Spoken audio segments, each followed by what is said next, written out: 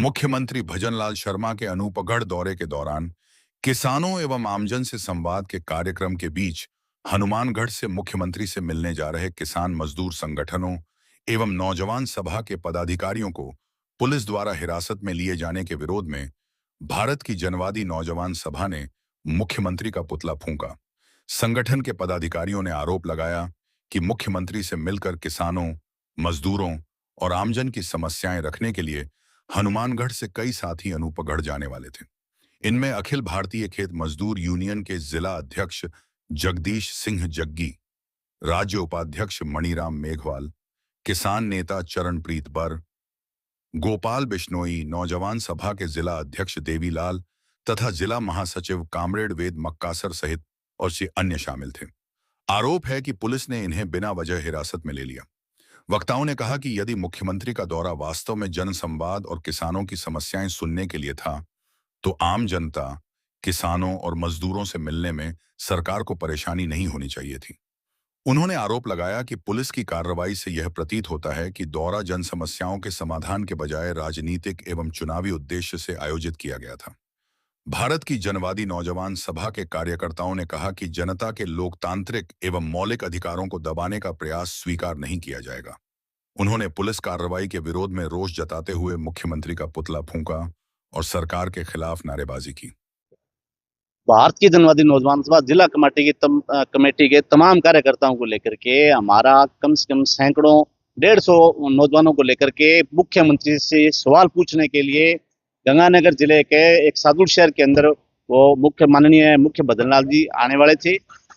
इसी मुख्यमंत्री के दौरे पर हम लोगों ने काले झंडे दिखाने का और मुख्यमंत्री से सवाल जवाब करने के लिए हम लोग वहां जाना चाह रहे थे। इसलिए हम लोग यहाँ से निकले हनुमानगढ़ से, तो निकलते ही पुलिस ने हमें डिटेन कर लिया कि जी आप वहां नहीं जा सकते। क्या बेरोजगार नौजवानों का सवाल पूछना भी कोई गुनाह हो गया सरकार से? समझ में नहीं आ रहा। इस राजस्थान सरकार का कोई धनी धोरी है नहीं, वो वाकई में बात साबित हो चुकी है।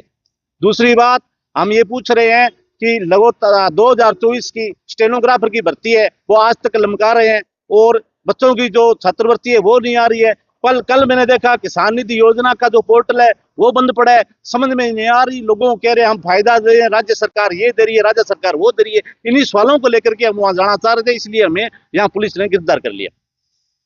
अनूपगढ़ जिले में मुख्यमंत्री जी पधारे हैं और जन समस्याओं को सुनने के लिए, और हमारे हनुमानगढ़ से भी अपनी समस्याओं को लेकर लोग जो है मुख्यमंत्री जी को मिलना चाह रहे थे। लेकिन सुबह सुबह ही पुलिस ने हमारे नौजवान सभा के, हमारे खेत मजदूरों के, हमारे पार्टी के नेताओं को, जगदीश सिंह जग्गी, वेद मक्कासर, देवीलाल जी, हमारे मणिराम जी, है ना, कई साथियों को गिरफ्तार किया है। इससे साबित होता है कि ये ढकोसला किया जा रहा है। सरकार जो है जनता की आवाज सुनना ही नहीं चाहती। अगर वो जनता की आवाज सुनना चाहती तो ये जनता ही तो थी। अपने अपने ज्ञापन थे, कुछ समस्याएं ऐसी विकट समस्याएं थी जिनसे उनसे मिलकर उनका हल निकलवाना चाहते थे। एक तो 75 मीटर का आया है कि 75 मीटर जो रोड बढ़ेगी तो आप अंदाजा लगाइए नेशनल हाईवे पर हमारा हनुमानगढ़ टाउन और जनसंख्या शहर तो उजड़ ही जाएगा। उसके अलावा किसानों के जो यहाँ गेहूं का जो खरीद फरोख्त हुआ, जिसमें हमारे किसानों पर मुकदमे दर्ज हुए, एक भी सरकारी कर्मचारी पर मुकदमा दर्ज नहीं किया, जबकि उनकी मिली भगत के बिना ये हो नहीं सकता था। तीसरा मुद्दा जो सबसे भयंकर था, जो गंगानगर के इलाके में जो जोड़ पायतान के हाईकोर्ट के आदेश पर जो कम से कम 150 सालों से लोग बसे हुए हैं, सरकार ने बिजली के कनेक्शन दे दिए, पानी दे दिया, गवर्नमेंट के पट्टे जारी हो गए, सारी सुविधाएं जारी होगी, अब उनको कह रहे हैं खाली करो। तो ये जन समस्याएं थी। मुख्यमंत्री से मिलकर उनका हल समाधान चाहते थे, लोग मिलना चाहते थे, लेकिन इन्होंने डिटेन कर यह साबित किया है कि एक तो तानाशाही सरकार जो है वो डरती है, वो बात नहीं सुनना चाहती। ना कोई संसद में कोई बात सुनाई जा रही है, ना यहाँ मुख्यमंत्री जी बात सुन रहे हैं।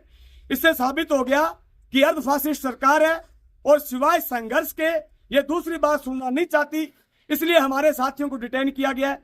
अगर आज शाम तक बिना शर्त हमारे साथियों को नहीं छोड़ा गया तो ये आंदोलन जो है और बढ़ेगा। और रही हमारी मांगों की बात, तो वो ये जरूरी नहीं है कि मुख्यमंत्री जी से मिलकर कराएं।